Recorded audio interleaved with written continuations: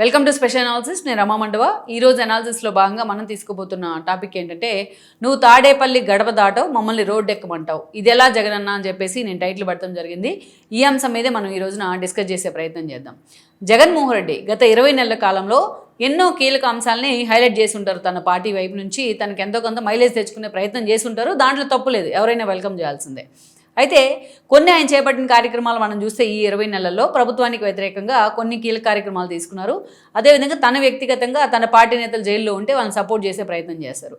కొన్ని చెప్పుకుంటే మనం పార్టీ ఆఫీస్ తగలబెట్టిన వంశీని జైల్లో ఉంటే పరామర్శించారు. అదేవిధంగా వర్రా రవీందర్ లాంటి వాళ్ళనో లేకపోతే బోరుగడ్డ అనిల్ లాంటి వాళ్ళను సోషల్ మీడియా సైకోన్లు జైల్లో పెడితే వాళ్ళ కోసం మాట్లాడారు. ఈవీఎంస్ పగలగొట్టిన పిన్నెల్ని పోయి పరామర్శించారు. సో చూడండి, వీళ్ళని పరామర్శించకపోయినా పెద్ద ఏముండదు, జగన్మోహన్ రెడ్డికి పెద్ద ఇదేముండదు. వీళ్ళని నందిగం సురేష్ లాంటి వాళ్ళని, అరటి తోటలు తగలబెట్టిన నందిగం సురేష్ లాంటి వాళ్ళని, తగలగొట్టిన వాళ్ళని, తగలబెట్టిన వాళ్ళని, ఇలాంటి వాళ్ళందరినీ పరామర్శ చేయడం ద్వారా జగన్మోహన్ రెడ్డి ఒక రాంగ్ పోర్ట్రైట్ చేసే ప్రయత్నం చేస్తారు, రాంగ్ మెసేజ్ ఇచ్చే ప్రయత్నం చేస్తారు సొసైటీకి. అందుకే కూటమి ప్రభుత్వం మీద ఎక్కడైనా వ్యతిరేకత ఉన్నా అది జగన్మోహన్ రెడ్డికి మైలేజ్గా మారట్లా, ఇలాంటి కారణాల వల్లే. దట్టు జగన్మోహన్ రెడ్డి 2.0 అని భయపెడతాం కానీ, రప్ప అనే డైలాగులు కానీ, రక్తాభిషేకాలు కానీ, పొట్టేలు తలనరికి, ఆఖరికి శబరిమలలో కూడా 2.0 అనే నినాదాలు, రప్ప అనే దేవుడి ముందు కూడా రప్ప అనే డైలాగులు కానీ. ఇంకొకటి ఏంటంటే వైఎస్ఆర్సీపీ అధికారంలోకి వస్తే రక్తంతో హోలీ చేద్దాం అనే డైలాగులు కానీ, ఇవన్నీ చూస్తూ ఉన్నాం మనం. ఇవన్నీ ప్రజల్లో జగన్మోహన్ రెడ్డిని ఆయన 5 ఏళ్ల పరిపాలనలాగే ఇప్పుడు ప్రతిపక్షంలో ఉన్నప్పుడు కూడా అలాగే ఉన్నాడు, ఆయన తీరేం మారలేదన్న చర్చకైతే కారణం అవుతున్నాయి. ఈ అంశాలు జగన్మోహన్ రెడ్డి కొన్ని కీలకంగా పాల్గొన్న అంశాలు ఇవి.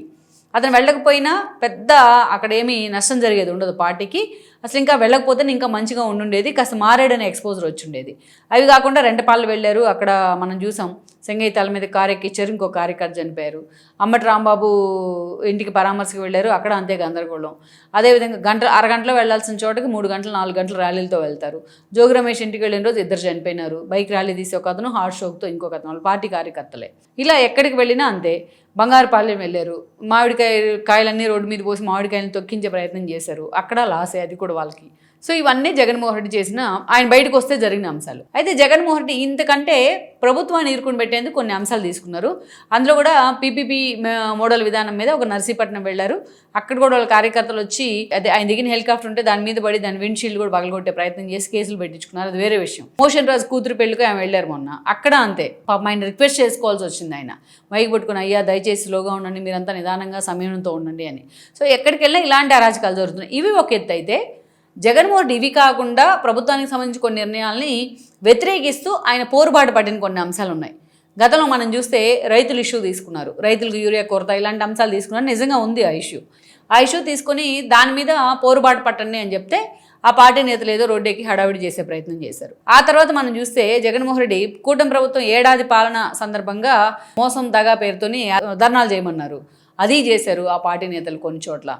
మొన్న చూసాం మనం, జగన్మోహన్ రెడ్డి అనేక కీలక అంశాల్లో ఇలాగే ధర్నాలు చేసే ప్రయత్నం చేశారు. మనం చెప్పుకుంటున్న కోటి సంతకాల సేకరణ కానీ, లేకపోతే ఇంటింటికి తిరిగి ఆ రోజు ప్రైవేట్ పార్ట్నర్షిప్ భాగస్వామ్యం గురించి పడి కాలేజీల విషయంలో చెప్పడం కానీ, ఇలాంటి ఇష్యూల మీద చాలా చేస్తూ వచ్చారు వాళ్ళు. జగన్మోహన్ రెడ్డి కాల్ ఫర్ చేసిన ప్రతి ఇష్యూని అందరూ కాన్స్టిట్యున్సీల వ్యాప్తంగా అందరూ చేయకపోయినా ఆ 10 మందో ఆ 5గురో ఎక్కడో చోట రోడ్డెక్కే ప్రయత్నం చేస్తాను, నిరసనలు చేస్తా ఉన్నారు. మనం చూసాం తిరుపతి లడ్డుకు సంబంధించి పరిరక్షణ యాత్రలు చేయమంటే ఆ క్రమంలోనే కదా అంబటి రాంబాబు లాంటి వాళ్ళు అరెస్ట్ అయింది. గుంటూరులో వెస్ట్ లోకి ఆయన వెళ్ళడం, ఫ్లెక్సీలు తీయమంటాం, టీడీపీ క్యాడర్ అడ్డుకుంటే వాళ్ళని బూతులు తిడతాం, చంద్రబాబు నాయుడు కూడా బూతులు తిడతాం, అరెస్ట్ కావడం, ఈ విధ్వంసం అంతా జరిగింది. ఇలా జగన్మోహన్ రెడ్డి చేస్తూ ఉంటారు. ఇటీవల మనం చూస్తే ఇంకొక ఇష్యూ, రేవంత్ రెడ్డి అసెంబ్లీలో ప్రకటన చేసిన తర్వాత రాయలసీమ లిఫ్ట్ ఇరిగేషన్ విషయంలో చంద్రబాబు కొంత సమయంతో ఉన్నారు, మీరు రిక్వెస్ట్ చేసినందుకు అని చెప్పారు. రాయలసీమ ద్రోహి చంద్రబాబు అని చెప్పి అక్కడ ధర్నాన్ని కాల్ ఫర్ చేశారు పెద్దిరెడ్డి ఆధ్వర్యంలో రాయలసీమ నేతలంతా.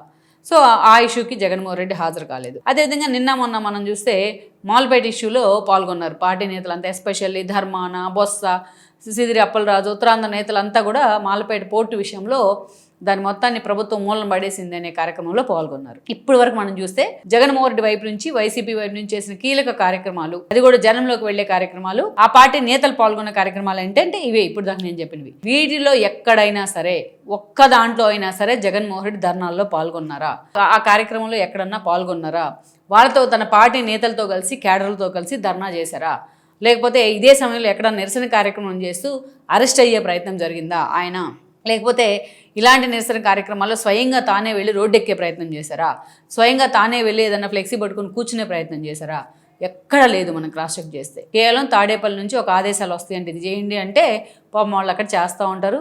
ఏదో ఇంకా ఆయన మాట తీసేయలేక ఆ 4-3 నేతలు వస్తూ ఉంటారు. దాన్ని ఏదో హడావిడి చేసి 2 నినాదాలు వేసి మైక్ ముందు 2 చంద్రబాబు నాయుడు 2 తిట్లు తిట్టి వెళ్ళిపోతూ ఉంటారు.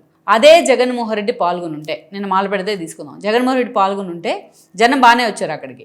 ఎంత శాంటిటీ ఉండిండేది దానికి, నిజంగా జనంలోకి వెళ్ళేది కదా అదేదో జరుగుతుంది అక్కడ అని. పార్టీ అధినేత స్వయంగా పాల్గొంటే ఇంకో 10 మంది లీడర్ భయంతోనైనా దానికి అటెండ్ అవుతారు. లీడర్స్ అటెండ్ అయితే ఆటోమేటిక్గా వాళ్ళని ఫాలో అయ్యే క్యాడర్ అటెండ్ అవుతారు. క్యాడర్ అటెండ్ అయితే జనం వచ్చినట్టు కనిపిస్తూ ఉంటుంది, మీడియాలో కూడా చక్కగా ఫోకస్ అవుతుంది. ఏ ఇష్యూలోనైనా సరే పార్టీ అధినేత వచ్చి ధర్నాల్లో కూర్చుంటే ఆబ్వియస్లీ పోలీసులు అడ్డుకుంటారు. పోలీసులు అడ్డుకుంటే అరెస్ట్ అవుతారు. అది కూడా ఒక సింపతి పార్టీకి సంబంధించి. ప్రజల్లో చర్చ జరుగుతోంది జగన్మోహన్ రెడ్డి వచ్చి ఈ ఇష్యూ మీద ఫైట్ చేశారు అని. కానీ ఏ ఇష్యూలోకి జగన్మోహన్ రెడ్డి రాడు.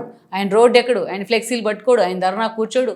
ఏది చేసినా పార్టీ నేతలు వాళ్ళని నమ్ముకున్న కార్యకర్తలు 4 తప్ప ఏమి చేయరు. కానీ ఎవ్వరికి కూడా దీంట్లో చిత్తశుద్ధి ఉండదు, శాంటిటీ ఉండదు. ఎందుకంటే వీళ్ళు ఏదో జగన్మోహన్ రెడ్డి పర్ష్యూ చేయడు కాబట్టి, ఆయన లేడు కాబట్టి వీళ్ళు ఎవరో 4 పాల్గొంటారు, ఒక అరగంట కూర్చొని ఆయన మీడియాకి విజువల్ ఇస్తారు, ఒక ఫోటో ఇస్తారు, ఒక చిన్న బయట ఇస్తారు, మాట్లాడి మేము వ్యతిరేకిస్తున్నాం చంద్రబాబు నాయుడు 2 తిట్లు తిడతారు, వెళ్ళిపోతారు, అంతటితో అయిపోతుంది. అదే జగన్మోహన్ రెడ్డి 2 గంటల సేపు రోడ్డు మీద కూర్చుంటే ధర్నా పేరుతోనో నిరసనల పేరుతోనో ఎంత ఎలిగెంట్గా ఫోకస్ అవుతారు ఆయన మీడియాకి ఉంటుంది, అటు అన్ని మీడియాలు కూడా కవర్ చేస్తాయి ఈ అంశాన్ని. జగన్మోహన్ రెడ్డి ధర్నా చేశారు అని చెప్పి.